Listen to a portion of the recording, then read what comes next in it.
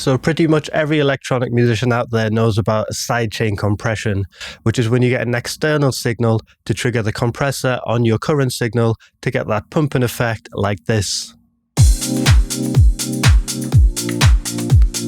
And I guess the next level from sidechain compression would be a dynamic EQ, which is when you use your sidechain signal to trigger a specific EQ band like this.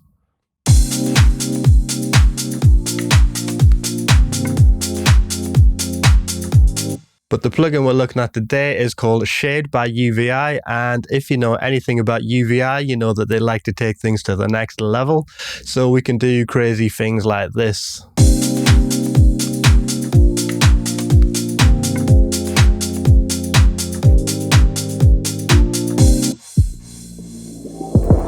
So UVI have just released Shade. I've just downloaded the 14-day trial, which is fully functional if you want to go check it out for yourself. You can see on the website here that they've got an intro price of $79 US through to October the 31st, 2020. They're calling it a creative filter and EQ. So it's an EQ with 35 different filter shapes and 9 modulator types, including MSEG and follower. And they're saying right here that it's capable and easy to use. And I can verify that it is proper easy to use. Like, I'd only been using it for about 10 minutes before I showed you what we just did there. If you scroll through the website here, you can see there's lots and lots and lots to this plugin. But today in this video, we're just going to see how we can use this plugin to bring sidechain compression into the crazy world that is 2020. Now, there's a couple of ways you can set up the sidechain input in Shade here. The first would be with this follower modulator.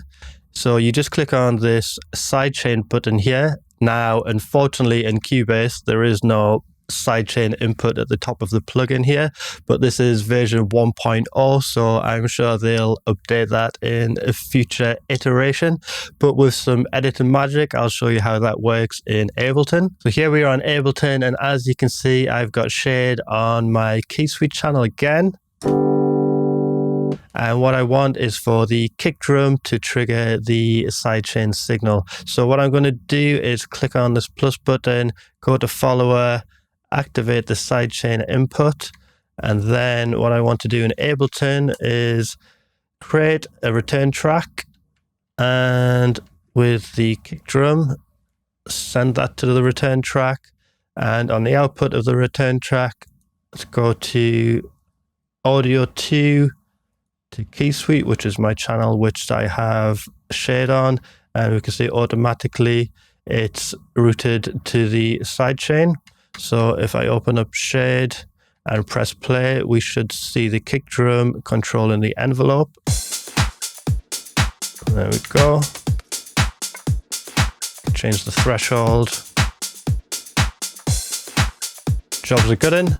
So we go back into Cubase now, and I'll show you what we can do from there. The way that I've got this set up in Cubase is with this MIDI channel, and on the MIDI channel, I've got the output set to my channel, which is key suite, and the insert number, which is insert number 3, Shade. And then I click on this trigger button here and set it to MIDI. And then I use the modulator envelope, or the envelope modulator, and you see when I press play, the MIDI notes are triggering the envelope here. So once you've got your sidechain input set up, then it's time to have a bit of fun. So the interface just works like a regular EQ. Just double click to create a band, and of course you can just use this as a regular EQ. Right click on it to change the filter type. If you want to get rid of a band, you can just double click on it. So I'm going to highlight this band here, and to modulate it, we're just going to click on the E number here, E1 here, sorry, and just drag it onto gain. And we should see that my MIDI note will be modulating this band now. If we click on the modulator number, we can say whether we want to go on up or down. So let's have it going down. Cool. So let's have a look at some of these different filters. So let's see, We have so many. I've not even looked at these myself, so let's see what happens. Notch, resonant. Let's modulate frequency.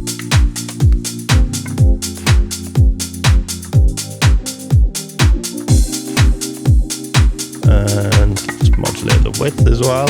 Why not?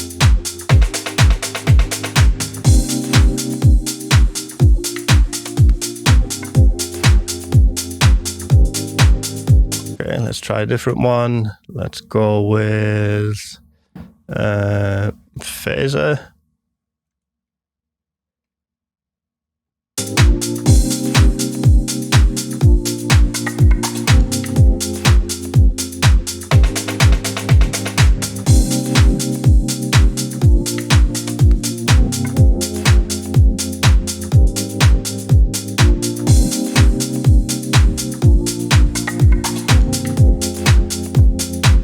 Let's get rid of this. Let's go back to our peak, and let's go with the resonant peak this time. And let's have it modulating again. Let's pull this down so we can see what we're doing now. With this being a resonant bell, we have a Q up, which gives us resonant peaks going up, and we have Q down, which gives us resonant peaks going down. I really like that. Change the width.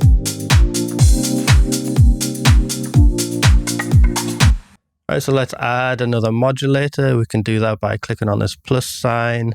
Let's go with LFO. And let's have the LFO controlling or modulating the Q width. See what happens there.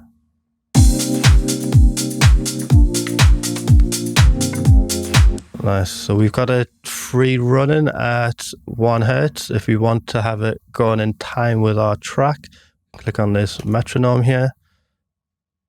See how that sounds.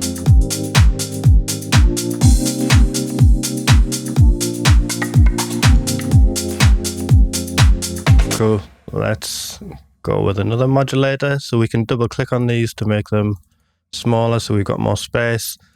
Let's go with spread, and let's modulate the Q as well. So we can have different modulators modulating the same parameter. Let's see what happens with this width.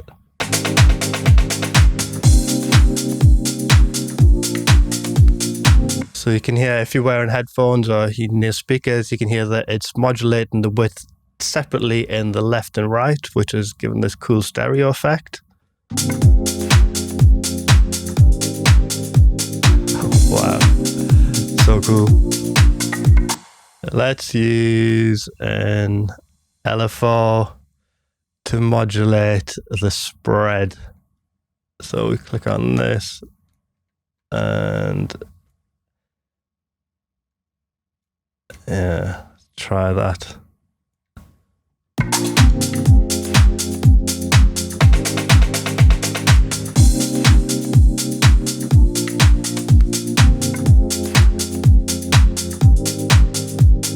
Let's try a different LFO shape.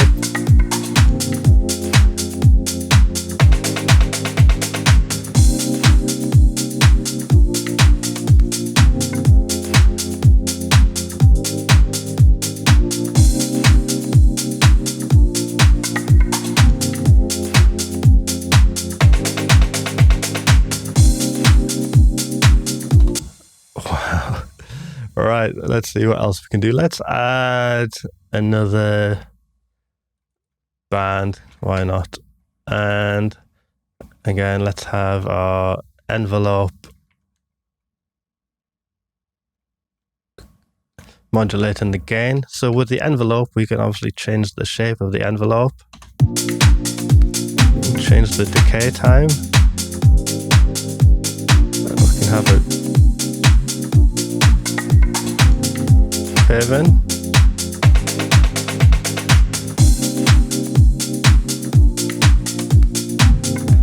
So yeah, let me just make these resonances less drastic.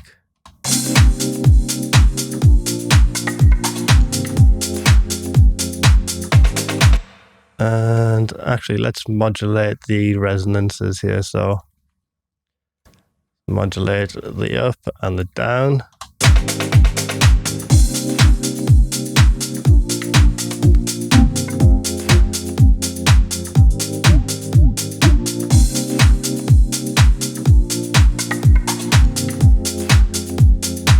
And let's go to our second band.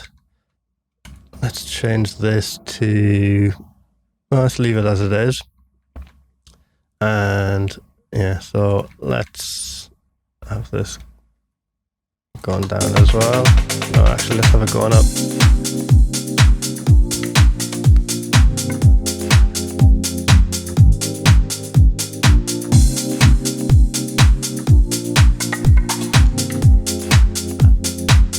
That sounds kind of cool. It's kind of adding a bit of weight to that kick drum. I'm sure I could tune it properly if I wanted to, but I'm not going to.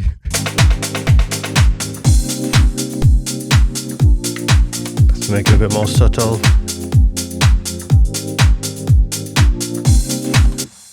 What else do we have? Let's go with this figure thing here. And let's have that so it's modulating the frequency of band 1. So let's change the shape to something a bit more crazy. And see what that does.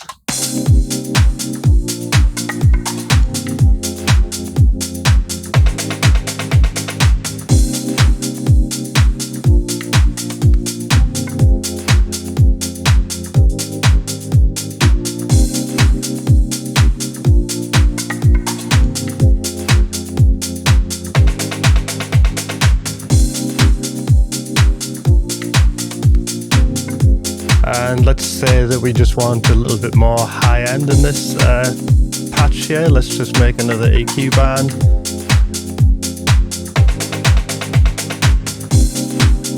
And we can just use it as a regular EQ.